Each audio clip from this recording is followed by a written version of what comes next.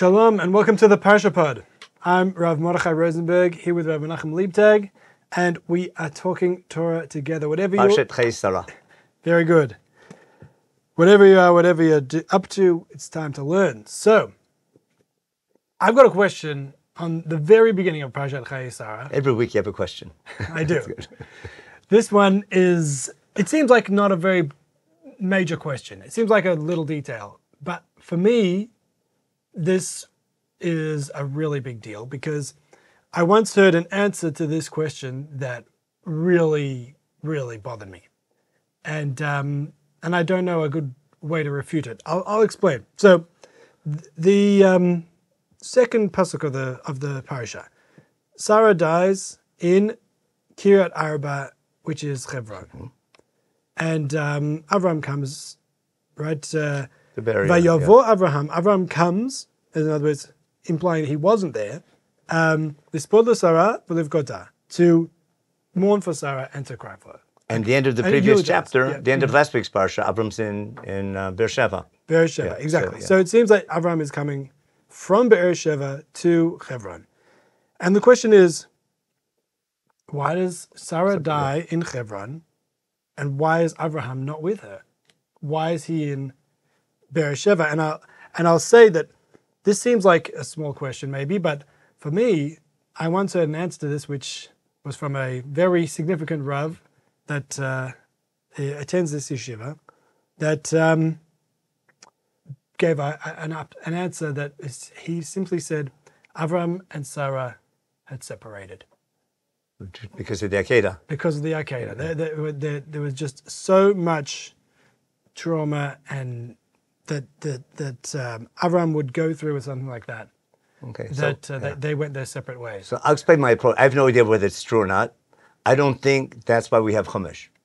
I don't know what happened, and he can speculate, but I don't think God gave us a Chumash to become Sherlock Holmes and do detective work, and looking for.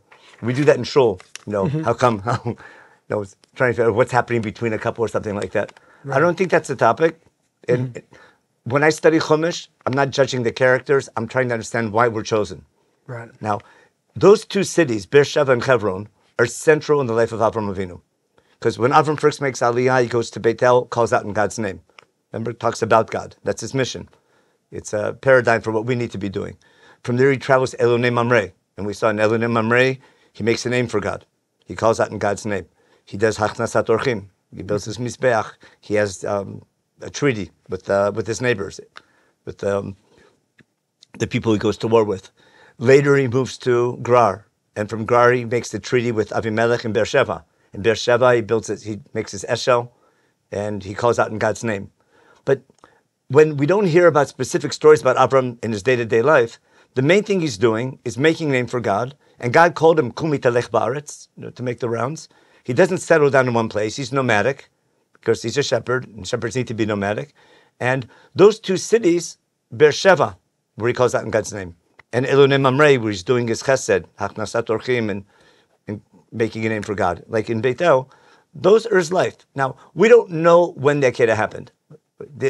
Now, because it's the next story after the Akeida, there's one midrash that says that Sarah heard the news and she passed away. That's one approach. But when you read the story, Yitzchak seems to be younger. But Avram is on the move all the time. The fact that the last story he's in Beersheba and the next story they're in Hebron doesn't prove anything. It could be. I can't prove it yes or no, but I don't see what you gain by that type of study. I'm not sure. Now, it's interesting for a topic, but I don't see what you gain by that. In my opinion, if those two places, I think, why is Beersheba mentioned at the end of the Akeida? Because after the Akeida, Avram returns to his mission of the previous chapter when he's making a name for God in Beersheba, when he makes his treaty with Abimelech. And Abimelech looks up to him because God's with you and he wants to make a treaty, and Avram becomes a mentor and has a good effect on Abimelech. It's like a high point. And the 7 lambs that they bring there, I think that's the reason for the Korban we bring on Rosh Chodesh, on the holidays, why it's always 7 kvasim, to remember the purpose of our chosenness, to be like to other nations. That's the theme of the Bible. Sorry, that's 7 lambs again. Oh, I need to tell that one. I understand there's stories in Sefer Bereshit that come to explain the different sacrifices we bring on the holidays. Right. So just by chance, we bring 7 kvasim, why not 3, 5, 10, whatever it is. But there's a story in Bereshit about 7 kvasim, which is the symbol of Avram's treaty with the local king, who's established, who has an army with him, and he's the existing power of that area. And that king comes to Avraham Avinu and wants to make a treaty with him because he sees that Avram's behavior, that God's with him. That's chapter 21, from verse 14, I think, where we read this on Rosh Hashanah, where God tells Avram, where Avimelech tells Avram, God's with you in everything you're doing, let's make a brit. And then Avram gives him some rebuke about stealing and things like that. And the symbol of that treaty is going to be the 7 lambs Avram sets aside. And therefore, the place is called Beersheba, both because of the Shua and the 7 lambs. It's a wordplay. And then Avram in Beersheba plants this Eshel, and he calls out in God's name. And Avram returns to Beersheba after the Akeida. So it makes sense. Now, the fact, and if that is what's emphasized. It says there twice at the end of the Akeida. Avram returns to Beersheba and with his helpers, and Avram continues in Beersheba. The next story is Sarah's death. That's the next story that Chumash bothers to tell us. We don't know what happened in between. We don't know how many years passed by. When you read the Akeida story, it seems like Yitzchak is not an adult. He seems to be a child strong enough to hold wood, but naive enough to listen to his father and not fight it. Maybe bar mitzvah, something like that. I don't know, but that's the impression you get in the story. Obviously, there's an opinion that says he was much older. Yeah, because that's the opinion that the next that he's 37 because that's when Sarah died, and Sarah died when he heard the news. And it's understandable why people want to conjecture because we study Chumash, we're interested, and we use that. It's part of our love of Chumash. We want to try to figure out what's going on, but God didn't give us Chumash to do Sherlock Holmes on between them, but He gave us Chumash to understand why we're chosen. Now, someone wrote, we asked for comments, so someone asked a question on last week, as I mentioned, where did Avraham and Yitzchak pray? So I said, I can prove they pray, but I didn't prove it. So just quickly, in davening, in our prayers on Slichot, when we ask God to answer our prayers, we just did all those prayers of the Slichot, and then we say, Mishana l'Avraham Avinu, b'Har Moriah hu yanenu. Whoever answered Avram at Har Moriah, he should answer us, and whoever answered Yitzchak, he should answer us. It doesn't say they prayed, but they must have prayed.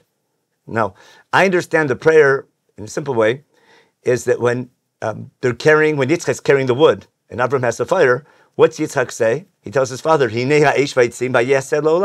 wants to understand, hey, usually when we go for a cookout or whatever we're doing, there's always meat, there's always an animal, be it for a korban or for own. Avram makes the mizbech, which can be a zebach to feed people.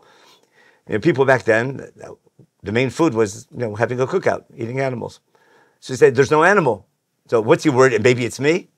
Basically, it's a nice way of saying, is this me? And what's Avram's answer? Hold on a second. Why would he have suspected that it was him? Maybe there was a custom in ancient time where parents would offer their children to God. So that was people say that's a custom. We're not sure, but it's logical that he might be worried about that because something's missing. Right. So maybe that's a prayer. But Avram's answer that God will show us the right thing to offer for the Olah, I see that as a prayer. In other words, what's he want? And then at the end of the day, when it's over, what did God do? God showed him the ram. He took the ayil, which is the reason we bring the ayil. Remember, that's the next korban we bring on Rosh Chodesh. Remember, ayil chad olah. That's the Akeida. Okay. 7 kvasim here. The sir, the chatad is going to be Yosef and his brothers. Then the par, as long as we're doing it, that's going to be when we said Nasa b'nishmat Har Sinai. But all those animals all relate to. But when we bring the animals, we need to remember the themes that we learned in Sefer Breshit or earlier in Chumash. When we go to visit God in the temple, to remember that we're chosen and why we're chosen. But what is Avram called the place after God answered his prayer? Hashem Yireh, because Avram was hoping. Now, what was Avram supposed to do? There's no way he could do the right thing. God was testing him. But that story gives us direction how we live our lives. Because what do? We're always torn between values, especially in our generation, especially the last decade or so. We have so many difficult decisions to make. We're torn between Jewish values. What's the right thing to do? So we don't pray to God that my opinion is right. We pray to God that He send us in the right direction. You're torn between, what to prioritize, what's more important. We have those questions and go into the army and everything, and what decisions to make in war, and government decisions and life decisions. You need to prioritize, and sometimes you're torn between values, between what's the right thing. It's good to listen to God. It's good to love your child and not commit murder. So what do you do when you're torn? In the end, God shows them the right thing to do. But Avram is praying that God shows him the right thing to do. Because he's torn. And that's what we need to do when we're torn. We pray to God that he gives us the strength and the ability and the knowledge to make the right decision. So that we can learn, I think, from the Akeida. I don't sit back, did Avram do the right thing or the wrong thing? We don't know. It's not our job to sit back and judge Avraham Avinu. It's our job to study Chumash, to understand why we're chosen and how we have to behave. So, midrashically, we can learn something from this story as long as the value is a true value. Right. But we don't have to sit and judge our ancestors, good or bad, and we don't give them grades. Okay, so it seems like, going back to this original question, your main challenge to it is a methodological one. It's not really about tackling it head on and saying, I can prove to you that Avraham and Sara were actually together after the Akeida, but more that assuming that you can figure out or join the dots or say, because it doesn't say they were together, therefore you can assume they were not together. Yeah. Now, okay, if I'm giving a class in marriage counseling, which I don't, but that's who you are, and I want to use a model to teach that you should have a conversation with your wife, and when you're making things like that, don't do things without telling your spouse. And be sure, I can bring an example from that story that appears to be that way. I can use a story in Chumash as a springboard to give over an idea that's true. That's called midrash. That's not every midrash, but classic midrash. There's nothing wrong with that, as long as you're not saying that's the purpose of Chumash. I can learn psychology. I can use Chumash. I always like to say, if I'm raising a family, the last book to give someone to raise a family is the Bible. It's Chumash. Because what happens is a disaster. But on the other hand, if I need a book to understand what it means to be Jewish, why are we chosen, what's our purpose as a nation, then I read Sefer Bereshit and I learn tons. Right. Okay. So you do not look to our forefathers and mothers to get an idea of how to manage a family. Listen, if our Judaism is, I call it maybe racism, is that we're chosen because they were great, and because we're genetically their descendants, that makes us great, I don't agree with that. They're chosen to be great, not because they are great. How great they were, let God decide. That's God's problem, to judge them and every person. It's our job to study the text and understand the purpose of our chosenness. So, and in every story in Sefer Bereshit, there's a message about that helps us understand the purpose of our chosenness. The idea of calling out in God's name, making a name for God, being torn between different values and trying your best to make the right decision. Those are the challenges of being Jewish. Right. And once again, Hebron is the place where Avraham... That's Elonim Mamre, is Hebron. Hebron, Elonim Mamre is the place where Avraham... That's the birth of Yitzchak is right there. Okay, right. And that's and that was the center. Right. So that's where he does this chesed, he makes a name for God, and Beersheba was where he calls out in God's name in all those places. But Avram, God tells him, Kumi talech ba'aretz. And he listens. And he goes from place to place, and he's spreading the name of God. Right. Yitzchak has a very different life. Right. But he's maybe relatively more settled down. But each of the forefathers represents a different type of, different type of how to become Jewish. Or how to fulfill your Judaism. Okay. Very good. Thank you.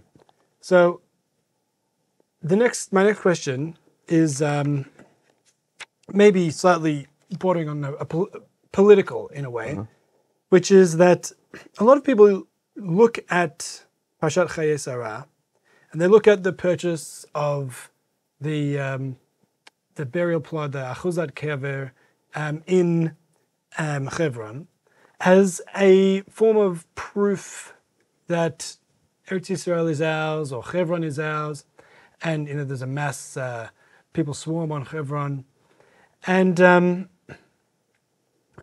the one hand, that's all very nice, and I think I can get on board with the idea that Hashem gave Eretz Yisrael to the Jewish people, but I do have a bit of a problem with the idea, or a question about the idea of using the Torah to prove the Jewish claim to Eretz Yisrael or parts of Eretz Yisrael, because I know the first Rashi in the Torah talks about it, but like if you're talking to somebody who doesn't believe it, then they're not necessarily likely to believe it because of the Torah. I mean, if they don't believe in God, well, they're not going to accept the Bible. If they do believe in God, but they don't believe in the Jewish version of God, then they also might not accept it.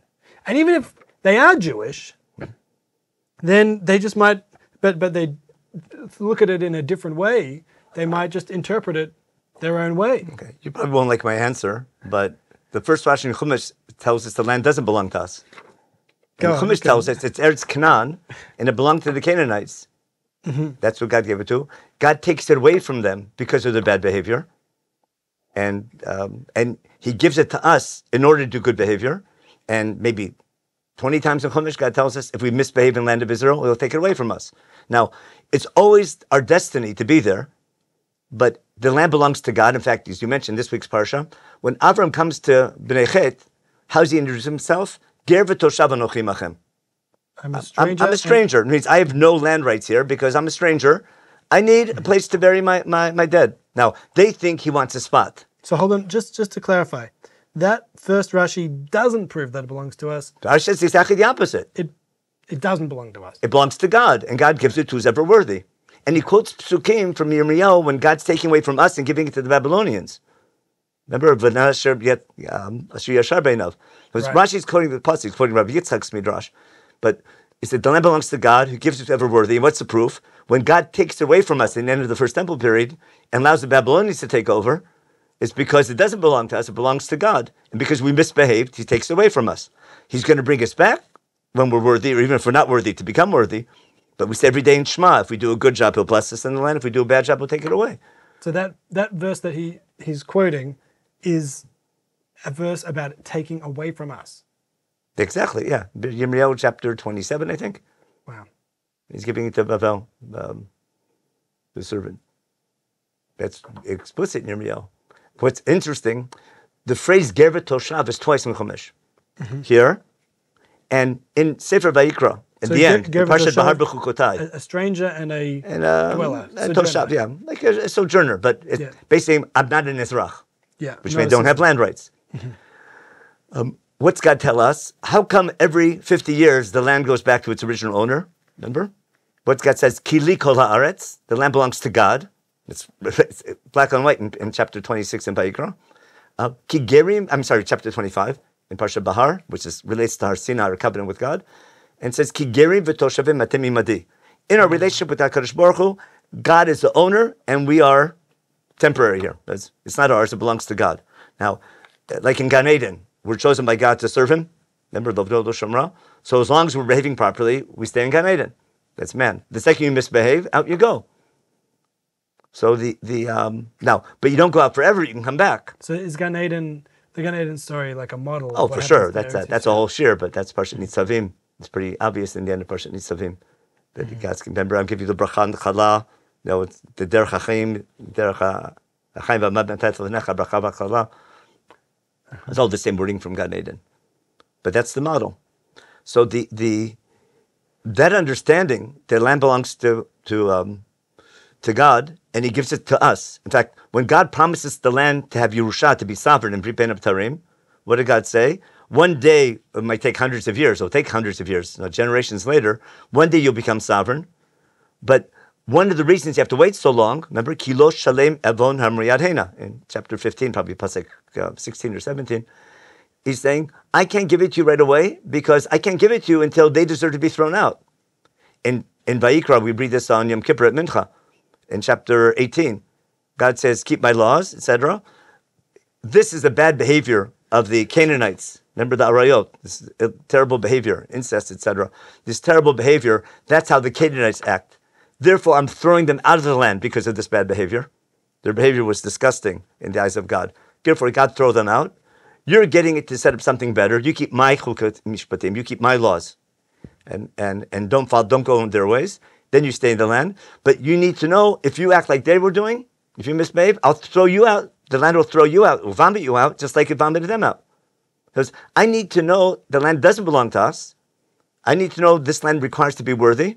And understanding that will make sure when God does bless us, when God sets up an historical opportunity to have the land, so we only throw out the other nations when they've sinned, and God has to tell us that they deserve to be thrown out. And therefore we're like, the executioner when someone gets a death sentence. So the guy with a hatchet is simply a shaliach. He's a messenger of the court system. He's not a murderer. So when we conquered the land of Israel, God gave us the right to do it as His messenger, as a shliach, because they deserve to be thrown out. But afterwards, that was a one-time opportunity. No, if you, how you get the land back, that's already, a historical process. But we're not obligated to kick out any non-Jew living in the land. Now, if they want to kill us, we can defend ourselves. Don't get me wrong. If our neighbors want to kill us, we can defend ourselves. What happens when you take other people's land that try to kill you? With international law, that's go to the UN and try to argue that. That's a different issue. But if wherever we are in the land, once we have the land, what we say every day in Shema, all the tochachot, scream it over and over again. If you behave properly, I'll bless you. And if you misbehave, I'll throw you out.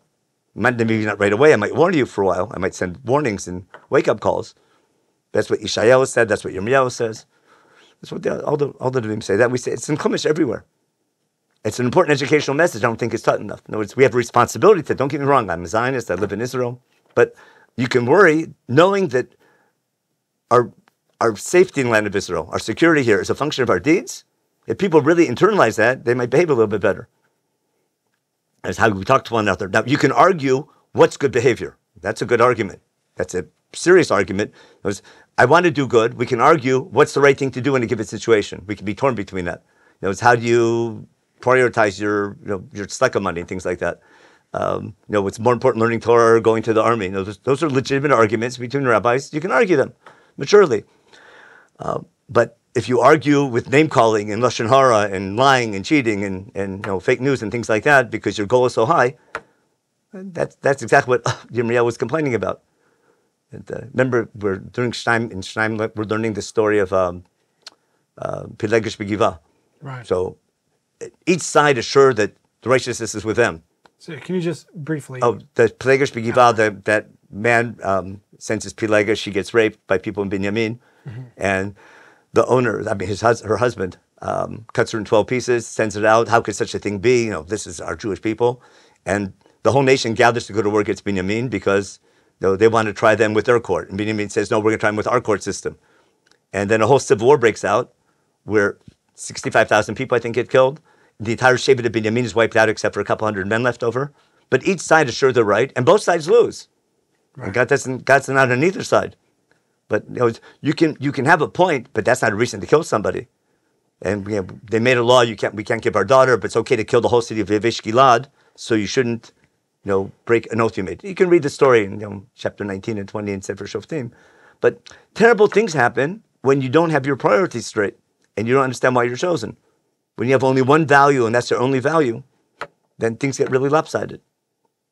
So we have a tremendous responsibility to the land of Israel, but how we act here as a people, we thank God that He gives us the opportunity. But redemption is a two-way street. That's probably the primary message all the Nevi'im are saying. Mm-hmm. So, bearing in mind what you've just said about the importance of avoiding the fight between segments of society, and each side being sure they're right, but when they come to fight each other, then they both lose.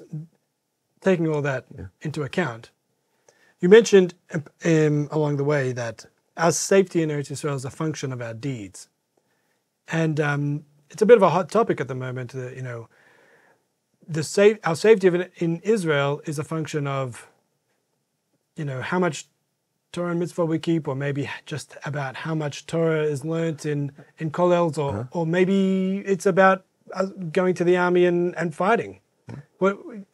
How do you see that kind of playing out from a Tanakh perspective? So remember, I said our deeds, not my deeds. Meaning it's a group effort. Punishment comes at the group level in Chumash. Right. Now, it's our responsibility to build a just society, a society that the way we act sanctifies God. Now, how to build that, what to prioritize, you can have a legitimate argument. The book we study to understand our values, that's why God gave us the Torah. It's a book to study, to learn, difficult situations we have to face.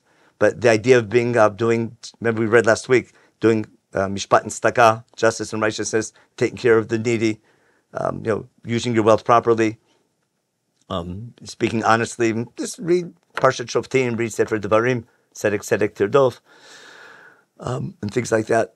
So it's important to study Torah to know how to behave. So I understand why some people put a tremendous emphasis. You have to spend tons of time studying Torah because that's your guide how to behave. Now, there's also a value to protect yourself. You can argue how does God save you? So when God tells Yeshua to conquer the land, He doesn't conquer it for us, He conquers it with us. And God tells us, wherever you go, I'll be there to help you, which means you have to go somewhere. But if you don't go, you won't conquer it. But when you go and conquer, if you're worthy of my help, I'll be there to help you. I'll do miracles for you. I can help you in a super miraculous way, in a less miraculous way, in a hidden way. But God's help is dependent if we're worthy of his help. And we're worthy of his help based on how we behave. How we behave, we have to study. And we can argue maturely what to do when you're torn between values. And we try our best. But thinking that my understanding is the only one and everyone else is wrong, that's hubris. That's not good. You try your best. You have your hashkafa. We'll see later, I think that's why we need 12 tribes. There's a value in having different approaches and different opinions. But you can be an orchestra with a good conductor, and you can, different instruments playing different music, and make music because you're playing together in sync. But if you keep on fighting, it makes noise, and it's not an orchestra. It's really bad noise when there's not a good conductor. But there's a value in different opinions, and by arguing about them, that's how you grow. You learn from your mistakes, you grow, and a little humility in which approach is right. And we can see each others as partners, not as enemies. Wow. So it sounds like a bit of a message of unity coming from you rather than a message of calling for a particular approach. The goal, if you want to feel good about yourself, that's one thing. If the goal is building a nation representing God, and these are your partners, what I like to say in Hebrew, Al tiyeh tzodek tiyeh chacham, don't be right, be wise. So, other people have different opinions, different approaches. You have to respect them and judge them. What's called dan chavzchut. I think that's in Pirkei Avot. When someone does something wrong, or you think it's the wrong, try to think maybe they had a good intention. Live a life of always respecting other people's opinions, trying your best to what they think is right. You might disagree with them, but at least give them the benefit of the doubt and things like that. Talk to them, speak nicely, respect them. And that's how you grow. I mean, that's basic behavior. You're supposed to learn that in kindergarten. Some people skip kindergarten and go right to yeshiva. I shouldn't have said that. Okay, so thank you very much. All right, so we have to learn Torah to know how to act, and we should know that God saves us when he goes to war with us, but not for us. Yeah. Not for us, but we also have to respect the different tribes of Israel and appreciate that everybody has their place. Very good. I'll just end with probably another question. Right? Why all this detail about Eliezer? Right. Yeah. So I'm not sure if the answer is right, but one thing that comes through in the story, he's never called Eliezer. His name is Eved Avraham. He's an Eved, he's a servant to Avraham, and he's totally dedicated in the service of Avraham Avinu. Now, when Avram talks about God, he's Elohei Hashemayim, Elohei Haaretz in the beginning. When Eliezer talks about God, he's Elohei Adoni Avraham. He's the God of Avraham, because Avraham is his master. Eliezer doesn't want to be Avraham Avinu. He wants to work for Avraham Avinu. We have the word, remember, Eved can mean a slave, Eved can mean a servant of getting paid, and Eved can mean like a minister, like Abdei Paro, the ministers in his government. It's wanting to do your job and wanting to work for higher authority. Moshe, I think, is called Eved Hashem. Right. Are you sure? Yeah, sure. That's the ultimate. That's the end of Chumash. And I need an example of what it means to be a true Eved. So again, remember, we're not consumers. We're employees, which means Eved. We want to love our job. Remember, we pray to God every Shabbat, every Yom Tov. We want to serve you with truth. So we want to do our job. We identify with. We don't want to be God. We want to be in the service of God. Now, how to become a good servant? No, it's not something you have a mission to do. How to fulfill the mission? Eliezer, remember, he's only called Eved Avraham because obviously he's Eliezer, but his whole goal is to fulfill his job as Avram's Eved. But he's always thinking how to get my job done. He's innovating. He's creative sometimes. He's thinking, but he's set to his goal, but he's not a robot. And I think we can learn from the story of Eved Avraham, how can we be an Eved Hashem?